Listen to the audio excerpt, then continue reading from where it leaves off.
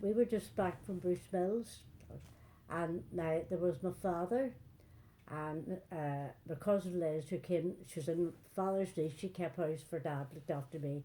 Mum had passed away 3 years before, and my cousin Bertie was home on leave from the army. So it was at night time when we arrived back, so we all sat down, got a wee cup of tea, you see. So all of a sudden I heard the siren went, the alarm. So of course we all run out. I was 15, and as I say, we just got back from Bruce Mills, and that's where originally my father was from. And we all sat down, a wee cup of tea, and we heard the siren. There was a raid starting. Of course we all went out. Now the German planes sounded completely different to the RAF, different sound altogether. And there was simply an awful lot of them, so they started dropping sentries. So of course, all hands to the pump, anybody that could hold a bucket of water, we formed a line. And when people run the house and put out fires, you see, all of a sudden my cousin Bertie shouted, "Everybody take cover." He heard the plane come down. So about 8 or 9 of us ran into our house, anywhere, and we got into the wee cupboard below the stairs. Now how we all got in, it's a mystery to this day.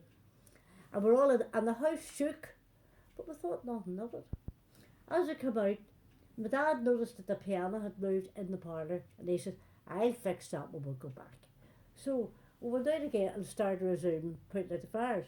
Now Mrs. Keelty was a neighbour 2 doors up, and her house is okay. And she says, "Come on in," she says, "I'm going to make a wee drop of tea." She says, "I will all have a cup of tea." So she says, she sent word for my dad and Liz and my cousin Bertie to come in. So we were just sitting there, and I was sitting just with a kitchen open fire, and all of a sudden, everything stopped. What the heck's happened? There was just nothing. I heard nothing.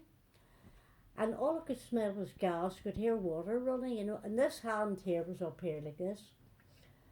And I thought, crumbs, what the heck's happened, So while we were lying there, there was Mrs. Keelty, there was Mr. Keelty, there was William, and there was Jean, and she wasn't too right, she was lying on the settee.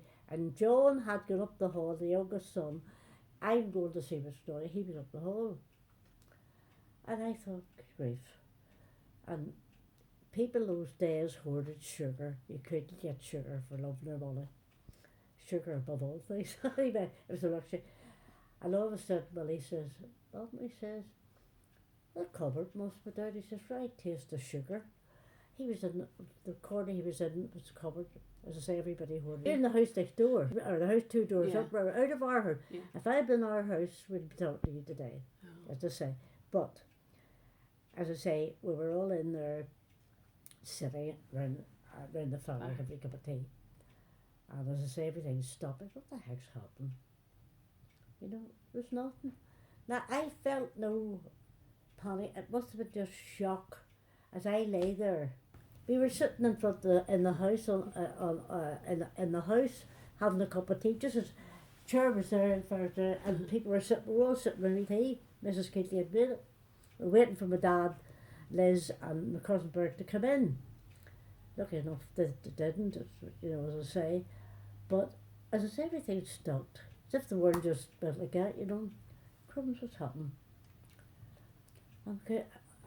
The strange thing is, we could breathe. We could all breathe. I have no idea. The only thing was, the ceilings were wooden then, and that if it had been plaster, don't know what the result would have been. But they were wooden ceilings, and they kind of must have acted as a kind of a wee shield, But as I say, the house was rubble. Anyway, as we in there, and we were there 5 hours. And as I say, suddenly I heard a noise above, and we didn't hear anything. We didn't hear the all clears. As I say, that bomb that was dropped was meant to kill people, because it didn't go off the 5 hours after the raid, you see, as I say. But we're all lying there, and I heard voices, and I thought, and I could hear people up above, and suddenly there's a wee shaft of daylight. this, he said, the shaft of light appeared, and I put my hand up like this here, you know, and somebody caught my hand, and while I was lying in there, I was like, and all I thought was my father, and I just said, please God, save me for my wee daddy, you know, because it was just him and I, you know, his mum passed away, and I can feel that yet, you know, I can feel that inside me. They said, the neighbour told me afterwards, he was only 41, aged 10 years that night. You know, my father, he was never the same after that. Didn't worry about losing the house, that wasn't his worry. He was running about saying, I've lost one and now I've lost the other. My mum used to say, and now I've lost the other. And no, he was never the same, God bless him, you know. But however, my girl used to say afterwards, and after they got us all out, I was the last one out because the way I was lying, they were able to get the other people out. And it's a miracle when I look back, nobody was killed. We're all alive, you know, with, and as I say, I was they took me to the future husband, who lived above, George, passed away 2 years ago. He ran for the ambulance, and he said he was there when they brought me out, and he says, you were covered in soot, so I was.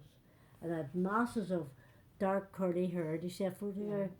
Masses of dark curly hair that took ages. My aunt up in Bushmills worked very hard with me, you know, she did indeed. And that knee, a cinder from the fire burned into my knee and still bear the scars, you know, as I say. But she, 4 times a day, she poulticed that knee. She saved my leg, you know. And it told me there, if I had been an older person, I could have lost that, but because I was 15, you know. But looking back, as I must say, there was a great camaraderie. People were all helped each other then, you know, as I say. And as when we were with the buckets of water, every age was out, you know, old and young, we're all out. If you could hold a bucket of water, you were elected, you know, as I say. It was an experience that I hope and pray that nobody ever has to go through again. My own home, it was a bomb set to go off later. It was meant to kill people. It was just dropped, and actually it had come down the chimney. You know, it came down the chimney down that way, you know. And when I think about it, as I say, when they showed me pictures afterwards, there was pictures in the Telegraph and all of the rubble. I thought, it's a mercy any of us come out alive. If I had been my own house, I wouldn't be here. It was quite right in the centre there, number 44. The bomb just levelled everything, you know. As I say, I was taken to the Royal. Now it was the main entrance to the Royal they used because they had a marble floor.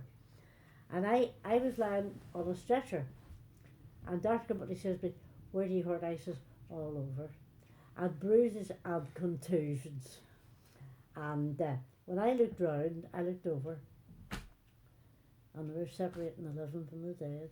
The dead was on the floor, you know, and I turned my head away and closed my eyes, you know, and thought, oh God, you know, as I say. But as I say, God spared me, and I hope I've used the years well, you know, as I say. Not always been very, but as I say, I've done my best. But when you're 15, you don't, I mean, I didn't realise how much my aunt had done for me. If I had her now, I'd give her a big hug, you know, but then you don't realise, you know, as I say.